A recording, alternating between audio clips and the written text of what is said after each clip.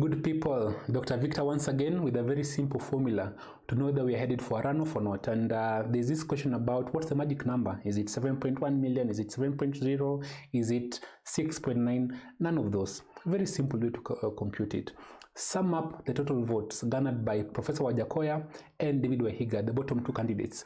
And then whatever number you get, and right now it's between 90,000 and 100,000 thereabout.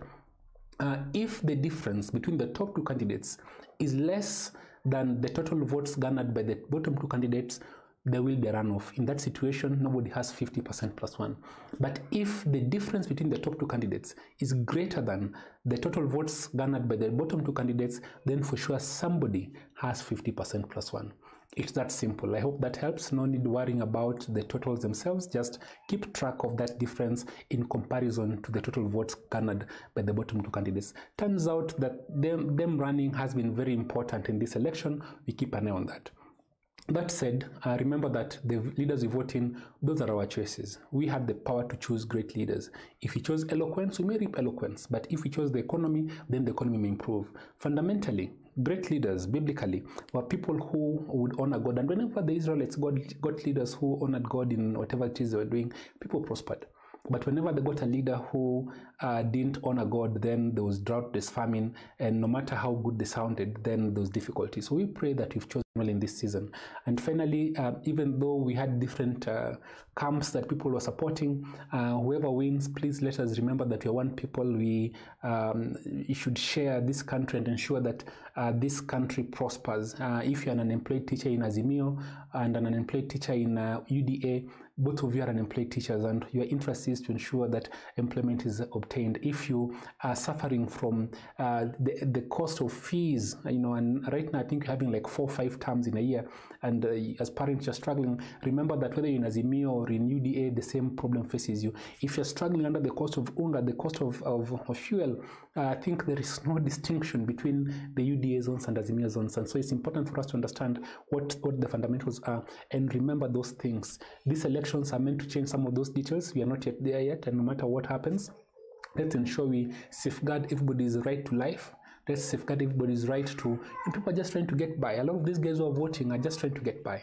So even as you compute who's going to win, even as you celebrate, we go ahead and do that, understanding the differences in society. Then finally, actually I'd said finally previously, but this is a real finally now. There'll be a big mistake that's going to happen. People will celebrate the winners, and actually it's already happening in parliament, in other spaces, gubernatorial races. Listen, guys, you win an election when after voting, your life improves. If your life does not improve, you've lost that election. Even if you vote for somebody who wins, and as a result, he steals all the money from your account and you lose, your livelihood or whatever it is, you get in difficulties, your life, that election, you lost it. Even if you don't vote for somebody and that person causes prosperity, you've won that election. And so let us not celebrate prematurely. Let us celebrate when the people you voted for actually address the economy, address healthcare, address education, address infrastructure, address food security, address water. So once those things have been done, then we can celebrate. If you're voting for a governor, for example, Nairobi City, for example, today is extremely dirty. It is ridiculously dirty. So is it going to be cleaner? Will people have clean running water in the taps? Is pollution going to be slightly better? Are we going to have improvements on, just the basics of it? Is healthcare going to run better? So that when those things are working for you and your life is better, that's the time to celebrate. Don't celebrate prematurely. You may be celebrating eloquence, and eloquence will not feed you, ladies and gentlemen. You may be celebrating the eloquence of a thief. You may be celebrating the eloquence of an incompetent. Eloquence is not what puts food on the table. It is the ability to translate the economic resources and all the social resources that are available for a country. Put that together onto the table, make it work for the right for the people. Again, you may be celebrating someone who's going to choose their friends and put them in spaces of authority to do things, yet they are not qualified to do those things. Let us celebrate when all these leaders who've been elected, then they make choices depending on somebody's ability to bring about transformation and somebody's passion and interest to bring about transformation. So let us defer our celebrations to a point where our country is better because of the elections that we've made. Can we make that deal? Great. I want to just mention one last thing. Okay, very, very last thing. A good leader is a Paiva leader, a leader with passion, integrity, vision, and ability. That's it, guys. God bless Kenya.